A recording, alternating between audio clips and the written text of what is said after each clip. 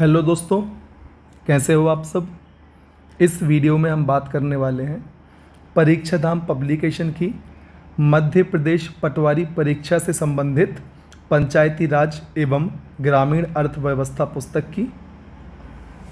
दोस्तों, सबसे पहले आप इस पुस्तक को अपने नज़दीकी बुक स्टॉल से परचेज़ कर लें तथा वीडियो देखने के साथ साथ आप अपने सामने इस पुस्तक को भी रखें, जिससे कि आप हमारे वीडियो एवं इस पुस्तक का अधिकतम लाभ ले सकें। इस वीडियो में हम बात करेंगे इस पुस्तक के अध्याय 4 की, अर्थात मध्य प्रदेश में स्थानीय शासन की। दोस्तों, स्थानीय शासन को हम दो भागों में बांट कर देखते हैं, ग्राम स्वशासन एवं नगर स्वशासन। दोस्तों, ग्राम स्वशासन में हम ग्राम पंचायत, नगर पंचायत, जिला पंचायत 3 भागों को देखते हैं। इसी तरीके से नगरीय स्वशासन में हम नगर पंचायत, नगर पालिका एवं नगर निगम की बात करते हैं। दोस्तों, मध्य प्रदेश में कुल ग्राम पंचायतों की संख्या 23,922 है, जनपद पंचायतों की संख्या 313 एवं जिला पंचायतों की संख्या 52 है। इसी तरीके से नगर पंचायतों की संख्या 264, नगर पालिका परिषद की संख्या 98 एवं नगर निगम की संख्या मध्य प्रदेश में 16 है। अभी हम देख चुके हैं स्थानीय स्वशासन को ग्रामीण क्षेत्र एवं शहरी क्षेत्र में। दोस्तों, ग्रामीण क्षेत्र के अंतर्गत ग्राम पंचायत, जनपद पंचायत एवं जिला पंचायत आती है। नगरीय क्षेत्र में नगर पंचायत, नगर पालिका एवं नगर निगम को शामिल किया गया है। मध्य प्रदेश में पंचायती राज व्यवस्था का विकास, अब हम इसको 2 भागों में बांट कर देखेंगे, पहला ब्रिटिश काल में एवं दूसरा स्वतंत्रता के बाद। सबसे पहले हम बात करेंगे ब्रिटिश काल के दौरान मध्य प्रदेश में पंचायती राज व्यवस्था के विकास की। तो दोस्तों, 1864 ईस्वी में मध्य प्रांत की राजधानी नागपुर में नगर पालिका परिषद की स्थापना की गई। रिपन प्रस्ताव के तहत स्वशासन अधिनियम 1883 पारित हुआ। इसके अंतर्गत प्रत्येक प्रांत में ग्रामीण व नगरीय स्वशासन का विकास किया गया। मध्य प्रांत एवं बरार ग्रामीण पंचायत अधिनियम 1920 में महाकौशल क्षेत्र में पंचायती राज व्यवस्था स्थापित की गई।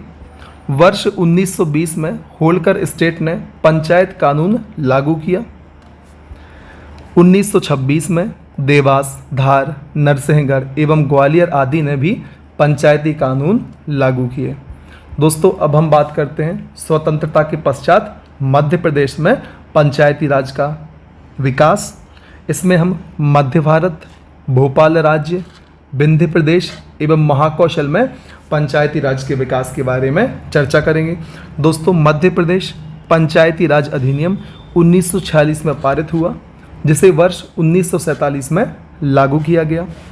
वर्ष 1948 में द्वारका प्रसाद मिश्र ने जनपद योजना की सिफारिश की तथा यह योजना 1 जुलाई 1948 को लागू की गई। तो दोस्तों, जनपद योजना किसने सिफारिश करी? इसका आंसर होगा जनपद योजना की सिफारिश द्वारका प्रसाद मिश्र जी ने करी। अब हम बात करते हैं मध्यकाल से संबंधित या मध्य भारत से संबंधित। 1949 में मध्य भारत पंचायत अधिनियम अधिनियमित किया गया, जिसमें त्रिस्तरीय पंचायत प्रणाली का प्रावधान किया गया। इसमें ग्राम पंचायत ग्राम स्तर पर, केंद्र पंचायत ब्लॉक स्तर पर, मंडल पंचायतें जिला स्तर पर शामिल थी। ग्राम पंचायत में वयस्क मताधिकार तथा गुप्त मतदान की चुनाव व्यवस्था की गई। इसमें केंद्र पंचायत तथा मंडल पंचायत के सदस्यों का अप्रत्यक्ष रूप से चुनाव किया गया। अब हम बात करते हैं भोपाल राज्य में पंचायती राज के विकास की।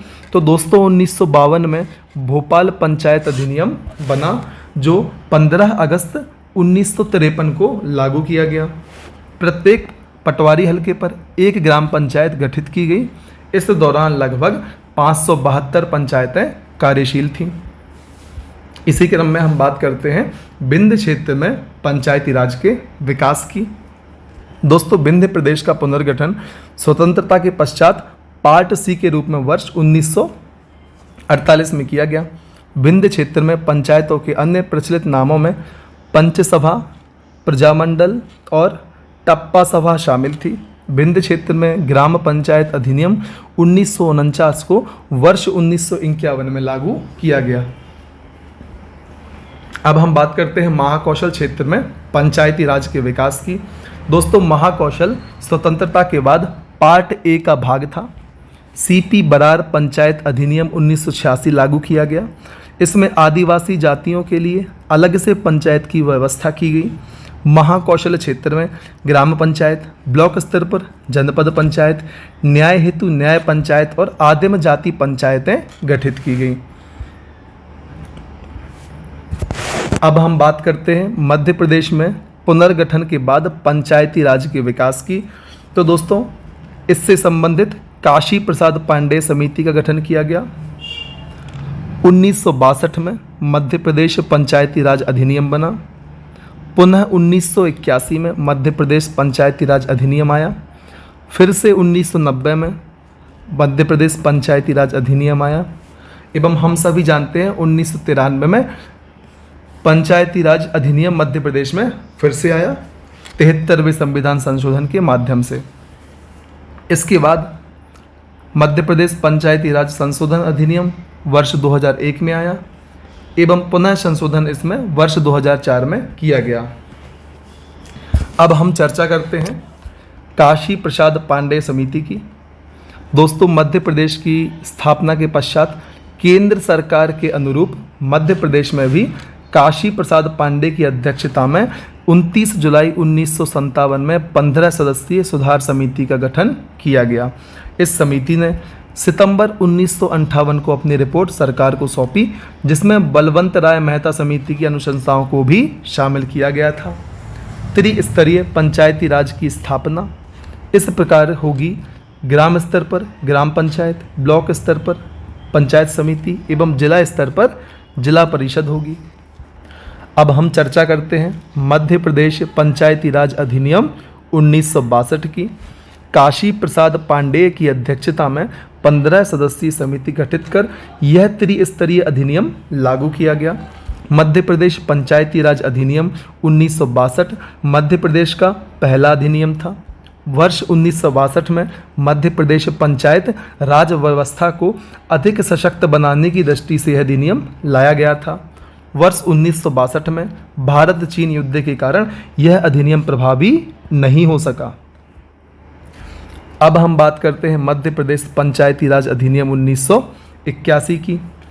मध्य प्रदेश पंचायती राज अधिनियम 1962 को निरस्त करके पंचायती राज अधिनियम 1981 लागू किया गया।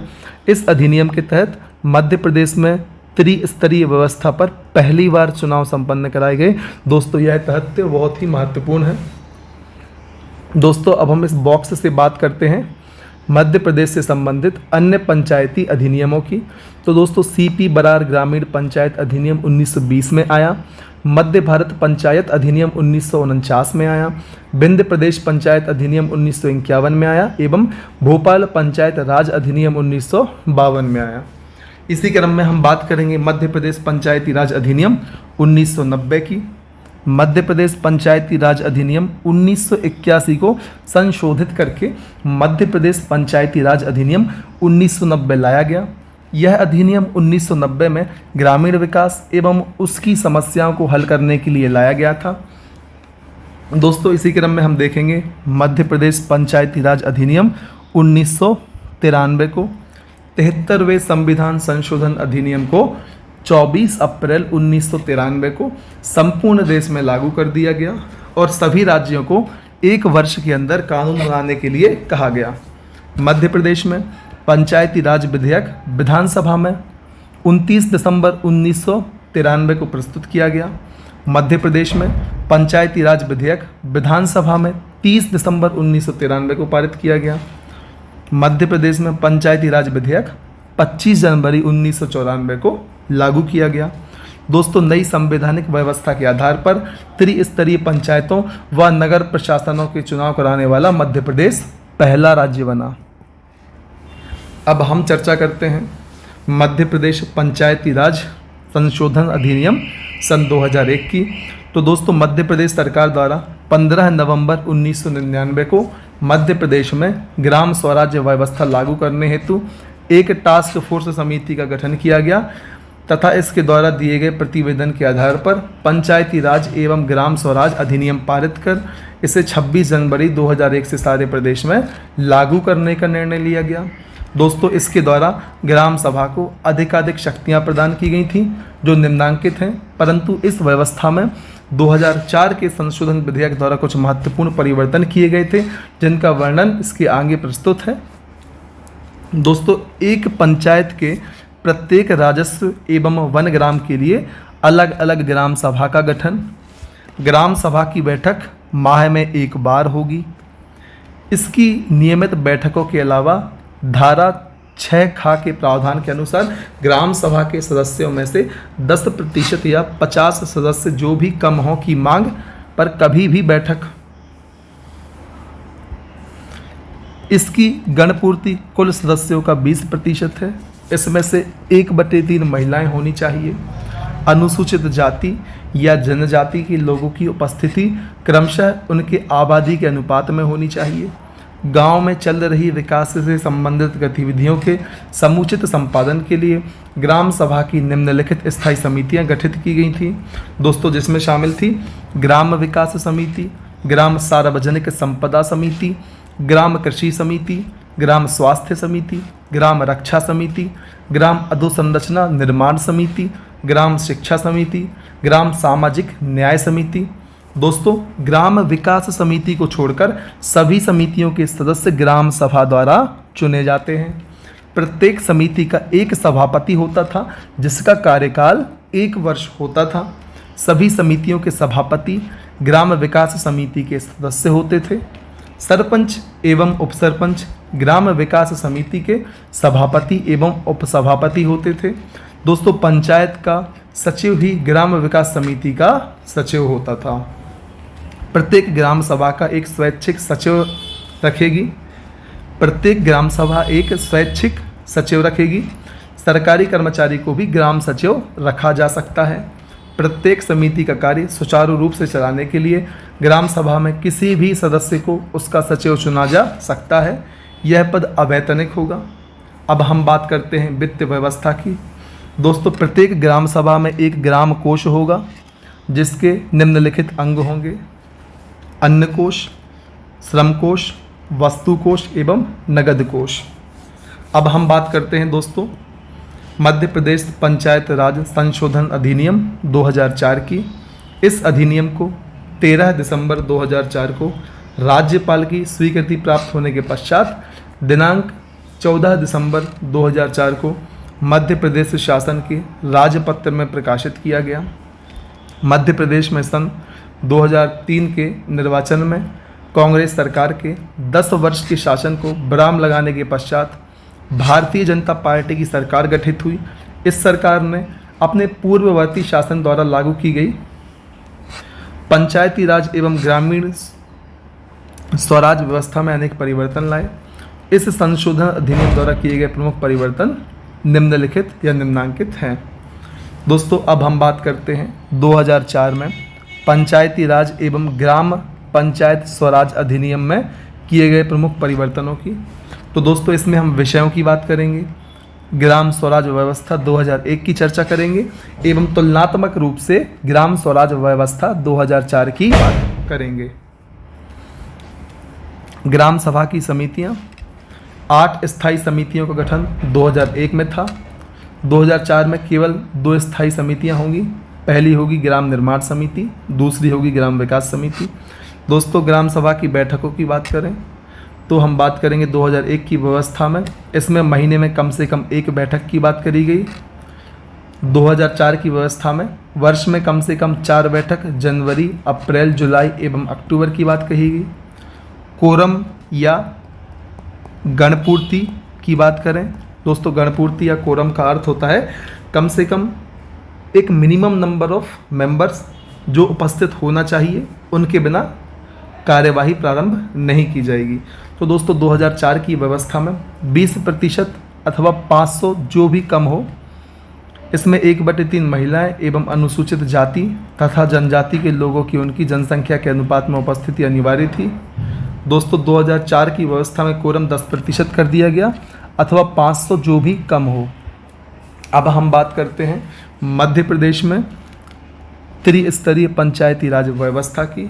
उसमें हम सबसे पहले बात करेंगे ग्राम पंचायत की। दोस्तों प्रत्येक गांव में एक ग्राम पंचायत बनाई जाती है। हर ग्राम पंचायत को कम से कम 10 और अधिक से अधिक 20 वार्डों में विभक्त होती है। वार्ड ग्राम पंचायत के चुनाव क्षेत्र होते हैं। हर वार्ड से एक पंच, जिसको हम वार्ड मेंबर कहते हैं, चुना जाता है। सरपंच गांव का मुखिया होता है। सरपंच और पंच का चुनाव प्रत्यक्ष होता है। ग्राम उप सरपंच का चुनाव पंचों द्वारा अप्रत्यक्ष रूप से किया जाता है। तो दोस्तों सरपंच का चुनाव प्रत्यक्ष होता है एवं उप सरपंच का चुनाव अप्रत्यक्ष होता है। पंच द्वारा उप सरपंच का चुनाव किया जाता है। ग्राम सभा एक सामान्य संस्था है, जबकि ग्राम पंचायत एक कार्यपालन और निर्वाचित संस्था है। दोस्तों मध्य प्रदेश में ग्राम पंचायतों की कुल संख्या 23,922 है। इसी क्रम में हम बात करेंगे जनपद पंचायत की। दोस्तों हर जिला प्रखंडों या ब्लॉक में बटा होता है। हर ब्लॉक के लिए एक जनपद पंचायत बनाई जाती है। दोस्तों हर जनपद पंचायत में कम से कम 10 और अधिकतम 25 वार्ड होते हैं। हर जनपद पंचायत का एक अध्यक्ष और एक उपाध्यक्ष होता है, जिन्हें निर्वाचित सदस्यों के द्वारा चुना जाता है एवं उनमें से ही चुना जाता है। एक जनपद पंचायत 10 से 25 निर्वाचित जनपद सदस्य, उस ब्लॉक में आने वाली सभी विधायक, ब्लॉक क्षेत्र में आने वाली पंचायतों के 1/3 सरपंच से मिलकर बनी होती है। सरपंच को जनपद पंचायत के आंशिक सदस्य के रूप में चक्रीय आधार पर लॉटरी के द्वारा 1 वर्ष के लिए चुना जाता है। मध्य प्रदेश में जनपद पंचायतों की संख्या 213 है। अब हम चर्चा करते हैं जिला पंचायतों की। प्रत्येक जिले के लिए एक जिला पंचायत बनाई जाती है। जिला पंचायत 10 से 35 वार्डों में विभाजित होती है। एक जिला पंचायत 10 से 35 निर्वाचित सदस्य, जिले से निर्वाचित लोकसभा अथवा राज्यसभा सांसदों और विधायकों, जिले की जनपद पंचायतों के सभी अध्यक्षों को मिलाकर बनती है। हर जिला पंचायत का एक अध्यक्ष व एक उपाध्यक्ष होता है, जिन्हें निर्वाचित सदस्यों में से चुना जाता है। मध्य प्रदेश में जिला पंचायतों की वर्तमान में संख्या 52 है। अब हम बात करते हैं मध्य प्रदेश में जनसंख्या के अनुसार पंचायत व्यवस्था की। हम बात करेंगे शर्तें, ग्राम पंचायत के लिए क्या स्थिति है, जनपद पंचायत के लिए क्या स्थिति है एवं जिला पंचायत के लिए क्या स्थिति है। दोस्तों न्यूनतम जनसंख्या की यदि हम बात करें तो ग्राम पंचायत के लिए 1000 से अधिक होनी चाहिए, जनपद पंचायत के लिए 5000 से अधिक होनी चाहिए एवं जिला पंचायत के लिए जनसंख्या 50,000 से अधिक होनी चाहिए। वार्ड संख्या की यदि हम बात करें तो ग्राम पंचायत में 10 से 20 वार्ड हो सकते हैं, जनपद पंचायत में 10 से 25 एवं जिला पंचायत में 10 से 35 वार्ड होते हैं। प्रमुख की बात करें तो ग्राम पंचायत का प्रमुख सरपंच कहलाता है, जनपद पंचायत का प्रमुख जनपद अध्यक्ष एवं जिला पंचायत का प्रमुख जिला अध्यक्ष कहलाता है। कार्यकाल की यदि हम बात करें तो दोस्तों तीनों का कार्यकाल 5 वर्ष होता है एवं न्यूनतम आयु भी तीनों की समान अर्थात 21 वर्ष होती है। दोस्तों अब हम बात करते हैं चाय पर चर्चा की। यहाँ क्या तुम्हें पता है, मध्य प्रदेश देश का पहला ऐसा राज्य बना है जहाँ के सभी गांव संपर्क नामक वेबसाइट द्वारा ई शासन के अंतर्गत लाए गए हैं। तो दोस्तों संपर्क क्या है, एक वेबसाइट है जिसमें सभी गांवों को एक साथ जोड़ा गया है एवं ई शासन की व्यवस्था की गई है। अब हम बात करते हैं मध्य प्रदेश में नगरीय शासन की। तो शुरुआत करते हैं नगरीय प्रशासन संबंधी तथ्यों से। मध्य प्रदेश में 1864 में महाकौशल क्षेत्र के अंतर्गत पहली बार जबलपुर को नगरपालिका बनाया गया। मध्य भारत में सर्वप्रथम नगरपालिका इंदौर को और विंध्य प्रदेश में दतिया को पहली नगरपालिका बनाया गया। महाकौशल क्षेत्र में नगरपालिका अधिनियम 1867 में लाया गया। मध्य प्रदेश की प्रथम नगरीय संस्था मजलिस ए इंतजामिया का गठन वर्ष 1907 में किया गया। जबलपुर नगर निगम अधिनियम 1948 के तहत 1 जून 1950 को जबलपुर नगर पालिका से जबलपुर नगर निगम बनाया गया। मध्य प्रदेश के पुनर्गठन के पश्चात प्रथम नगर पालिका अधिनियम 1956 में लागू हुआ। मध्य प्रदेश नगर पालिका अधिनियम 1961 मध्य प्रदेश में 1 फरवरी 1962 को लागू हुआ। 74वें संविधान संशोधन अधिनियम 1992 के द्वारा नगरीय निकायों को संवैधानिक दर्जा दिया गया। इस अधिनियम का पालन करने वाला मध्य प्रदेश देश का प्रथम राज्य है। 74वें संविधान संशोधन लागू करने के लिए मध्य प्रदेश नगर पालिका अधिनियम 1994 पारित किया गया। मध्य प्रदेश नगरीय निकाय दिवस 2 नवंबर को मनाया जाता है। दोस्तों, हम कुछ अधिनियमों की बात कर लेते हैं। सीपी एंड बरार नगर पालिका अधिनियम 1922 से संबंधित है। विंध्य प्रदेश नगर पालिका अधिनियम 1946, जबलपुर नगर पालिका अधिनियम 1948, मध्य भारत नगर पालिका अधिनियम 1954, भोपाल राज्य नगर पालिका अधिनियम 1955, मध्य प्रदेश नगर पालिका नगर निगम अधिनियम 1956, मध्य प्रदेश नगर पालिका अधिनियम 1961, मध्य प्रदेश नगर पालिका अधिनियम 1994। दोस्तों, अब हम देखते हैं नगरीय प्रशासन के त्रिस्तरीय निकाय को। दोस्तों, नगरीय प्रशासन 3 स्तरों पर काम करता है। नगर पंचायत, उसके ऊपर नगर पालिका एवं उससे बड़ा स्तर नगर निगम कहलाता है। अब हम मध्य प्रदेश में वर्तमान 16 नगर निगमों को देख लेते हैं। भोपाल, इंदौर, जबलपुर, ग्वालियर, उज्जैन, सागर, रीवा, छिंदवाड़ा, रतलाम, मुरैना, सिंगरौली, बुरहानपुर, देवास, सतना, कटनी, खंडवा। वर्तमान में इन 16 शहरों को मध्य प्रदेश में नगर निगम का दर्जा दिया गया है। 2 नगर निगम प्रस्तावित हैं, भिंड एवं दतिया। 7 नगर निगमों में महापौर का पद महिलाओं के लिए आरक्षित है। दोस्तों, अब हम बात करते हैं नगर पंचायत की। नगर पंचायत की। नगरीय क्षेत्रों में मुख्य रूप से बस्तियों के उस समूह को सम्मिलित किया जाता है जिनके निवासी मुख्यतः गैर कृषि व्यवसायों में संलग्न होते हैं, या ऐसे क्षेत्र जो ग्राम से शहरी क्षेत्र बनने की ओर अग्रसर हैं, नगर पंचायत के रूप में निर्धारित किए जाते हैं। यह नगरीय क्षेत्र का प्रथम स्तरीय निकाय है। मध्य प्रदेश में नगर पंचायत 20,000 से 50,000 की जनसंख्या पर बनाई गई हैं। नगर पंचायत को 10 से 20 वार्डों में विभाजित किया जाता है। इस प्रणाली द्वारा चुने गए पार्षद अप्रत्यक्ष मतदान प्रणाली द्वारा अध्यक्ष व उपाध्यक्ष का चुनाव करते हैं। नगर पंचायत का प्रशासनिक प्रमुख मुख्य नगर पंचायत अधिकारी होता है। अब हम बात करते हैं नगर पालिका की। नगर पालिका का गठन उन नगरीय क्षेत्रों के लिए होता है जहां जनसंख्या 50,000 से 3 लाख होती है। नगर पालिका को 20 से 40 वार्डों में विभाजित किया जाता है। इसके पार्षद का चुनाव प्रत्यक्ष मतदान द्वारा, अध्यक्ष उपाध्यक्ष का चुनाव अप्रत्यक्ष रूप से पार्षदों द्वारा होता है।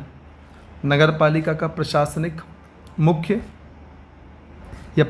प्रमुख मुख्य नगर पालिका अधिकारी होता है। संबंधित क्षेत्र के सांसद व विधायक नगर पालिका के पदेन सदस्य होते हैं। दोस्तों, अब हम बात करते हैं नगर निगम की। संघ राज्य क्षेत्रों में नगर निगमों का गठन संसद के अधिनियम तथा राज्यों में नगर निगमों का गठन राज्य विधानमंडल के अधिनियमों द्वारा होता है। नगर निगम 3 लाख से अधिक जनसंख्या पर गठित किए जाते हैं। मध्य प्रदेश में एक नगर निगम में 40 से 85 वार्ड होते हैं। नगर निगम का राजनीतिक प्रमुख महापौर होता है। महापौर नगर या महानगर का प्रथम नागरिक होता है। महापौर नगर निगमों की बैठक की अध्यक्षता करता है। महापौर का चुनाव प्रत्यक्ष या अप्रत्यक्ष तरीके से होगा, कितना कार्यकाल होगा यह विषय राज्यों पर छोड़ दिया गया है। मध्य प्रदेश में महापौर का चुनाव प्रत्यक्ष रूप से होता है। नगर निगम के सदस्य पार्षद कहलाते हैं। महापौर का कार्यकाल 5 वर्ष का होता है। नगर निगम में मुख्य प्रशासनिक अधिकारी आयुक्त होता है। मध्य प्रदेश में महापौर का चुनाव 1994 में पार्षद द्वारा अप्रत्यक्ष रूप से किया गया था। वर्ष 2000 के बाद से मध्य प्रदेश में महापौर का चुनाव प्रत्यक्ष रूप से कराया जाता है। मध्य प्रदेश में उप महापौर का पद नहीं है।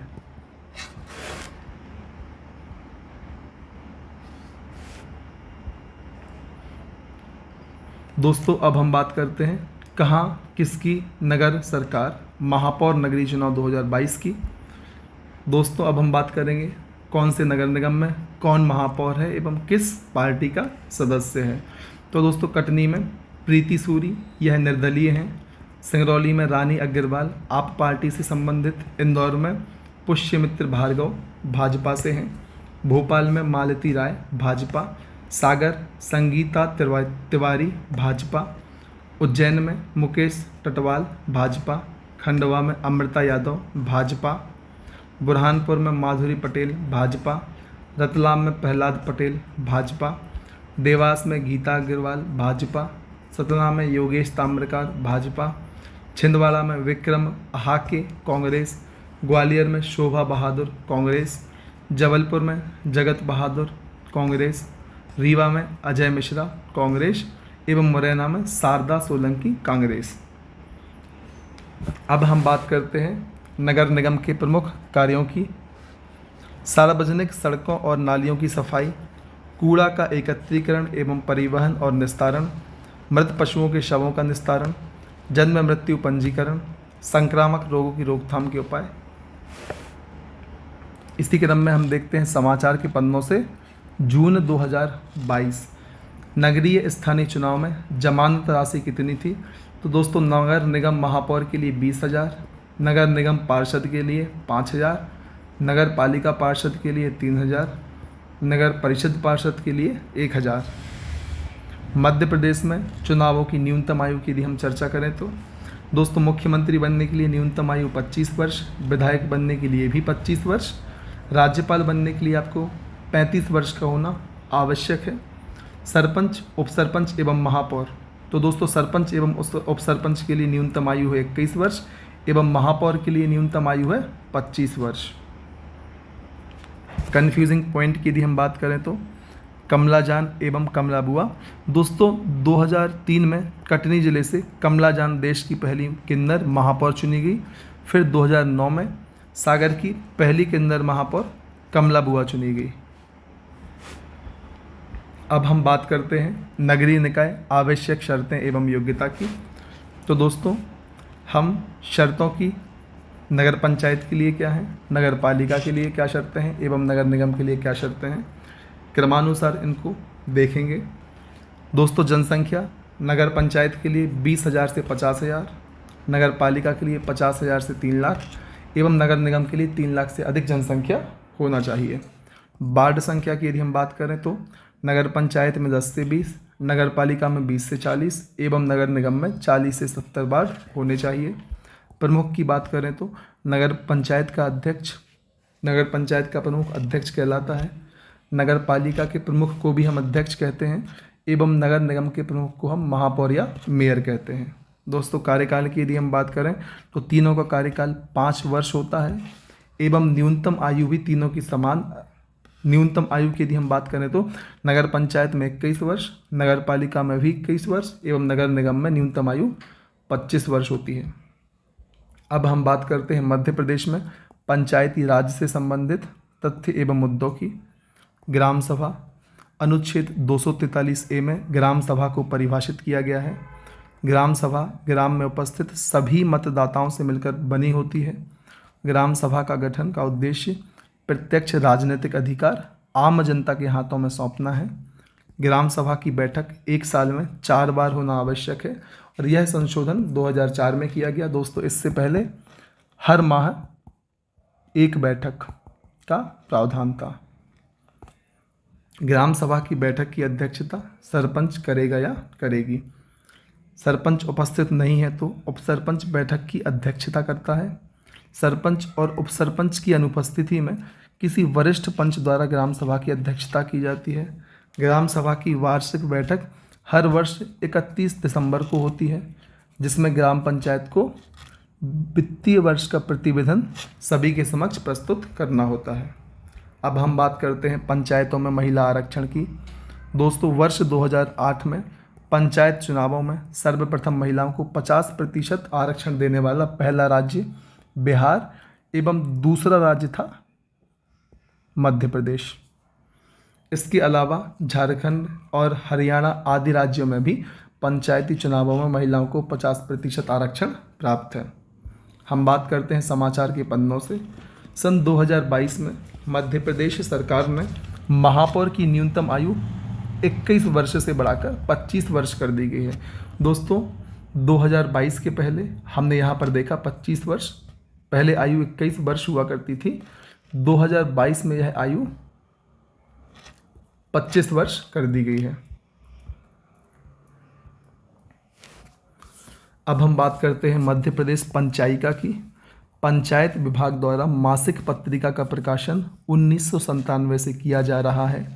इस मासिक पत्रिका का नाम मध्य प्रदेश पंचायिका है। इसका प्रकाशन भोपाल में मध्य प्रदेश माध्यम के द्वारा किया जाता है। यंत्र दूत गांव या ग्राम, मध्य प्रदेश में यंत्र दूत ग्राम के नाम से पूर्ण रूप से मशीनीकृत गांव जाना जाता है। अर्थात यंत्र दूत गांव के नाम से ऐसे गांव को जाना जाता है जो पूर्ण रूप से मशीनीकृत है। ग्राम स्वराज योजना 26 जनवरी 2001 से संपूर्ण प्रदेश में ग्राम स्वराज व्यवस्था को लागू किया गया। अब हम बात करते हैं समावेश की। मध्य प्रदेश में पंचायत स्तर पर महिलाओं की भागीदारी को संगठित करने और बढ़ावा देने के लिए समावेश नामक एक गैर सरकारी संगठन को प्रस्तुत किया गया है। अब हम देखते हैं मध्य प्रदेश में प्रमुख पद एवं चुनाव प्रक्रिया। तो दोस्तों विधानसभा का चुनाव प्रत्यक्ष होता है, सरपंच का चुनाव भी प्रत्यक्ष होता है, उप सरपंच का चुनाव अप्रत्यक्ष, जनपद पंचायत अध्यक्ष का चुनाव अप्रत्यक्ष, जिला पंचायत अध्यक्ष का चुनाव अप्रत्यक्ष, नगर पंचायत अध्यक्ष का चुनाव भी अप्रत्यक्ष, नगर पालिका अध्यक्ष का चुनाव भी अप्रत्यक्ष, महापौर या मेयर जो कि नगर निगम का होता है इनका चुनाव प्रत्यक्ष होता है, पार्षद का चुनाव भी प्रत्यक्ष होता है एवं पंच का चुनाव भी प्रत्यक्ष रूप से किया जाता है। दोस्तों अब हम बात करेंगे मध्य प्रदेश राज्य ग्रामीण विकास संस्थान की। यह संस्थान जबलपुर में स्थित है एवं इसकी स्थापना 1964 में की गई थी। 1994 में महात्मा गांधी के 125वें जन्म वर्ष पर इस संस्थान का नामकरण महात्मा गांधी के नाम पर कर दिया गया। जून 1996 में भारत सरकार द्वारा इसे स्वायत्त शासी संस्था बना दिया गया। अब हम बात करते हैं पंच परमेश्वर योजना की। मध्य प्रदेश शासन द्वारा 9 जनवरी 2012 को शुरू की गई पंच परमेश्वर योजना का उद्देश्य ग्राम पंचायतों का सशक्तिकरण है। पंच परमेश्वर योजना के अंतर्गत आवंटित राशियों की यदि हम बात करें तो 2000 तक जनसंख्या पर प्रत्येक ग्राम पंचायत को 5 लाख रुपए, 2000 से 5000 तक जनसंख्या है तो प्रत्येक पंचायत को 8 लाख रुपए, 5000 से 10,000 जनसंख्या पर 10 लाख एवं 10,000 से अधिक जनसंख्या पर 15 लाख रुपए की राशि आवंटित की जाती है। अब हम बात करते हैं पंचायत दर्पण की। दोस्तों पंचायत दर्पण पंचायतों की योजनाओं की मॉनिटरिंग एवं क्रियान्वयन हेतु शासन द्वारा निर्मित एक वेबसाइट है। यह 1 मई 2014 को भोपाल से लॉन्च की गई। इसी क्रम में हम देखते हैं जिला योजना समिति को। मध्य प्रदेश जिला योजना समिति अधिनियम 19 मई 1995 को पारित किया गया। जिले के प्रभारी मंत्री ही जिला योजना समिति के अध्यक्ष होते हैं। प्रभारी मंत्री तब तक जिला योजना समिति का अध्यक्ष होगा जब तक कि वह राज्य सरकार का मंत्री है। संबंधित जिले के कलेक्टर को जिला समिति के पदेन सदस्य के रूप में मनोनीत किए जाने का प्रावधान है। अब हम चर्चा करते हैं सक्षम अधिकारी के बारे में। दोस्तों पंचायती राज अधिनियम 1993 के तहत पंचायत स्तर पर सूचना प्रदान करने की जिम्मेदारी जिन अधिकारियों को सौंपी गई उन्हें सक्षम अधिकारी कहा जाता है। ये निम्न है। इनका स्तर एवं सक्षम अधिकारी की हम बात करते हैं। दोस्तों ग्राम पंचायत एवं इसकी समितियों में सरपंच एवं सचिव को सक्षम अधिकारी की जिम्मेदारी सौंपी जाती है। जनपद पंचायत एवं इनकी समितियों के स्तर पर मुख्य कार्यपालन अधिकारी या उसके द्वारा अधिकृत कोई अधिकारी को यह जिम्मेदारी सौंपी जाती है एवं जिला पंचायत स्तर पर मुख्य कार्यपालन अधिकारी या उसके द्वारा अधिकृत कोई अधिकारी को यह जिम्मेदारी सौंपी जाती है। तो दोस्तों इस वीडियो में इतना ही। अगले वीडियो में हम बात करेंगे राज्य निर्वाचन आयोग की। यदि आपको हमारे द्वारा बनाए जाने वाले वीडियोस किसी भी तरीके से आपके एग्ज़ाम की तैयारी में सहायक सिद्ध होते हैं या आपकी सहायता करते हैं, या आपको हमारे वीडियोस अच्छे लगते हैं, तो कृपया कर हमारे वीडियोस को लाइक करें, चैनल को सब्सक्राइब करें तथा बेल आइकन को प्रेस करें, जिससे कि आने वाले समय में जो भी वीडियोस हम अपने चैनल पर अपलोड करते हैं उनके नोटिफिकेशन आपको समय पर प्राप्त हो जाएं, तथा अधिक से अधिक लोगों तक शेयर करें ताकि आपके साथ साथ दूसरे स्टूडेंट भी इन वीडियोस का लाभ ले पाएँ।